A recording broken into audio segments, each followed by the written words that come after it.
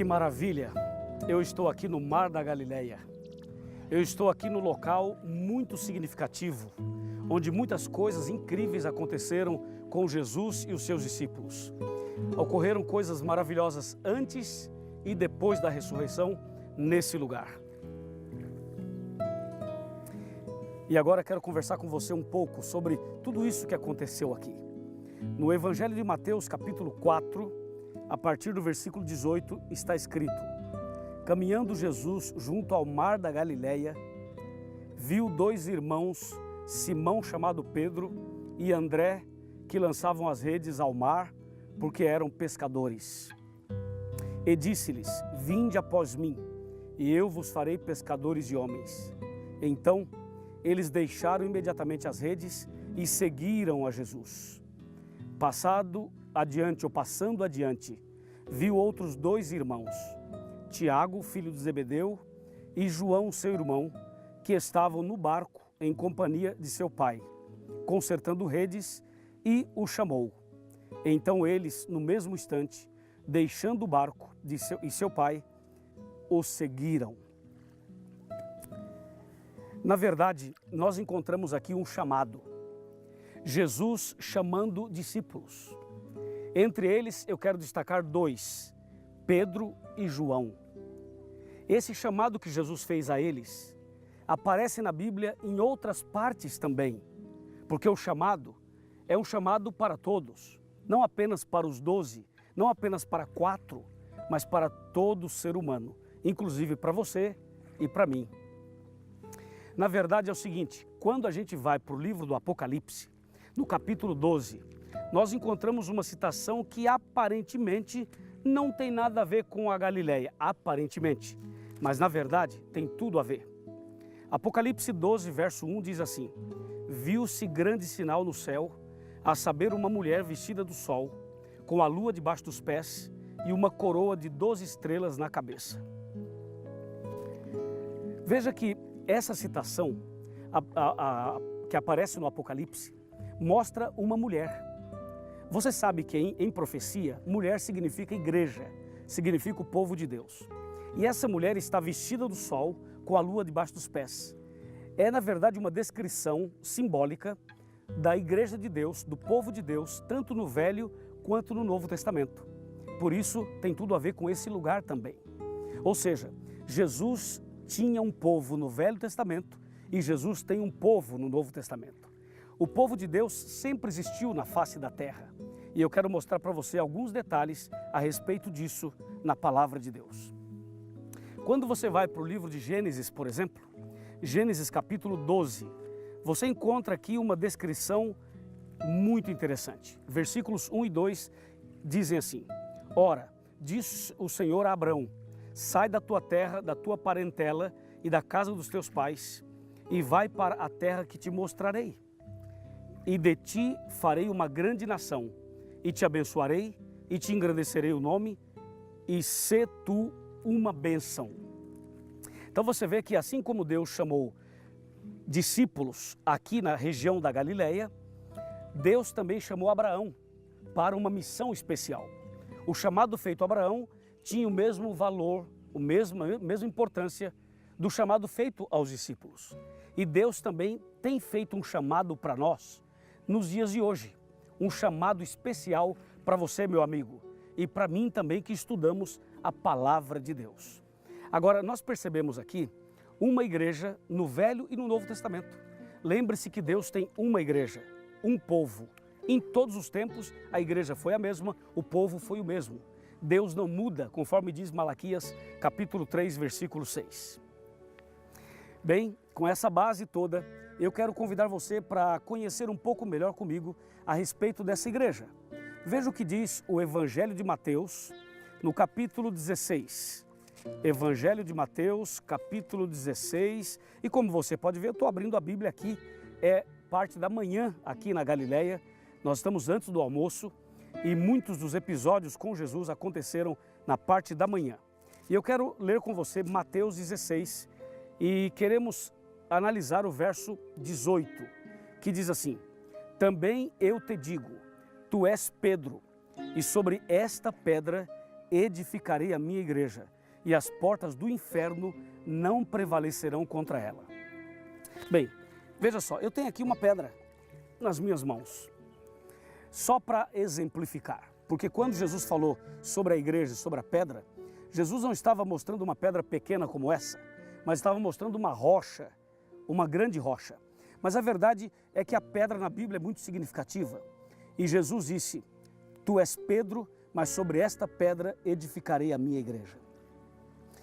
E por que sobre a pedra? Porque pedra é símbolo de eternidade, é símbolo de firmeza, de estrutura, é símbolo de confiança. E a rocha representa Jesus Cristo. A igreja de Deus não seria fundada sobre Pedro, mas seria fundada sobre a rocha. A igreja verdadeira teria Jesus como cabeça e como estrutura. Por isso que a mulher de Apocalipse 12, ela tem a lua debaixo dos pés e iluminada pelo sol, para mostrar que Jesus Cristo é o Senhor da igreja, é o cabeça da igreja, é aquele que coordena, que dirige o seu povo, que chama e que dirige, que chama e que coordena. Jesus é, na verdade, o Senhor da igreja de todos nós. Voltando para o texto bíblico, eu queria que você prestasse atenção comigo numa coisa. Deus, quando chama Abraão e diz, farei de você uma grande nação, Deus, na verdade, está prometendo a ele, de fato, uma nação, uma prosperidade. E foi isso que aconteceu com Abraão, exatamente isso. Quando Abraão casou-se com Sara, os dois não poderiam ter filhos. Mas um dia, Deus deu um filho a esse casal, e esse filho se chamou Isaac. Isaac casou com Rebeca e tiveram filhos. Destacamos Esaú e Jacó. Jacó, neto de Abraão, um dia teve um encontro com Deus numa madrugada. E nesse encontro com Deus, Deus converteu o coração de Jacó, converteu os seus pensamentos e mudou até o seu nome. E Jacó passou a se chamar Israel, ou seja, aquele que venceu, aquele que é vencedor mediante a graça do Senhor Jesus. Então, Jacó, convertido, agora se chama Israel. Israel casou-se, teve 12 filhos, e com esses 12 filhos ele forma exatamente 12 tribos. E com essas 12 tribos surge uma grande nação, um grande povo, que recebeu o nome do neto de Abraão, que é exatamente Israel, cumprindo exatamente a promessa de Deus a Abraão. E você sabe que Israel tinha uma igreja, uma religião, e a religião de Israel era a religião judaica. Portanto, os discípulos eram judeus e Jesus Cristo era judeu. Os judeus seguiam os princípios da Bíblia, guardavam os mandamentos.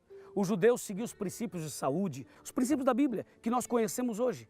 Eles também seguiam. Mas aconteceu uma coisa muito curiosa um dia. Em João capítulo 1, verso 11, diz que Jesus veio para os seus e os seus não o receberam. Em outras palavras, Israel como nação, não recebeu Jesus Cristo, mas pessoas, indivíduos, israelitas individuais, como os 12 apóstolos, como outros seguidores, como aquela multidão que seguia Jesus, essas pessoas entenderam o chamado e aceitaram, claro, a Jesus no seu coração. E foi através da vinda de Jesus aqui que Jesus implanta o cristianismo. O cristianismo foi implantado por nosso Senhor Jesus Cristo. Quando ele morreu na cruz no ano 31, aí começa exatamente a contagem da era cristã, com Cristo Jesus. A igreja cristã deveria passar por 7 períodos, e nos próximos estudos, nos próximos programas, eu vou falar sobre essas 7 fases da igreja cristã. Mas agora eu quero chamar a sua atenção para um fato muito curioso. A igreja verdadeira, que vem desde o Velho Testamento, desde Adão e Eva, de Abraão, do povo de Israel, chega em Jesus, chega nos 12 apóstolos, essa igreja, ela continua até hoje. E a pergunta é, que igreja é essa nos dias de hoje? Quando você vai para Apocalipse 12, versículo 17, nós descobrimos que igreja é essa. Está escrito, irou-se o dragão contra a mulher e foi pelejar com os restantes da sua descendência, os que guardam os mandamentos de Deus e têm o testemunho de Jesus. A igreja verdadeira, meu amigo e minha amiga, é aquela que guarda os mandamentos de Deus e tem o testemunho de Jesus. Eu estou falando dessa igreja, a mesma de Adão e Eva, a mesma de Abraão, a mesma do povo de Israel, a mesma dos judeus, a mesma de Jesus Cristo, a mesma dos dias de hoje. E finalmente, eu quero que você saiba o seguinte: Deus sempre teve um povo fiel aos seus mandamentos. E nós precisamos hoje fazer uma decisão juntos. Por favor, preste bem atenção, olhe para mim, olhe aqui no meu rosto, nos meus olhos. Eu quero que você saiba que hoje existe uma igreja, a igreja de Deus, que segue exatamente os mandamentos, como diz Apocalipse 12, 17 e Apocalipse 14, verso 12. E Deus está chamando você para fazer parte dessa igreja. Você quer fazer parte dessa igreja? Então levante a sua mão e diga: eu quero, pastor. Eu estou aqui exatamente no Mar da Galileia, onde Jesus chamou os discípulos, e agora Ele está chamando você para tomar uma decisão, para começar uma nova vida, para entregar sua vida a Jesus e para fazer parte daqueles que seguem a verdade e que fazem parte da igreja verdadeira. Deus te abençoe. Parabéns. Bem-vindo à igreja que guarda os 10 mandamentos e que tem o testemunho de Jesus. Deus te abençoe muito. Eu quero orar por você. Feche os seus olhos, vamos orar. Querido Deus, aqui diante do Mar da Galileia, o Senhor chamou os discípulos e eu quero agora te agradecer, porque o Senhor está chamando cada um de nós, esse homem, essa mulher, essa família, chamando-nos para fazer parte dos teus seguidores, da tua igreja, do teu povo. Obrigado, Senhor. Nós aceitamos.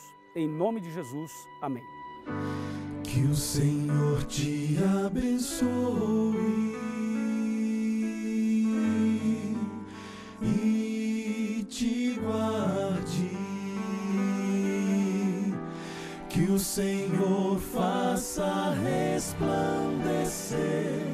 seu rosto sobre ti e tenha misericórdia de ti,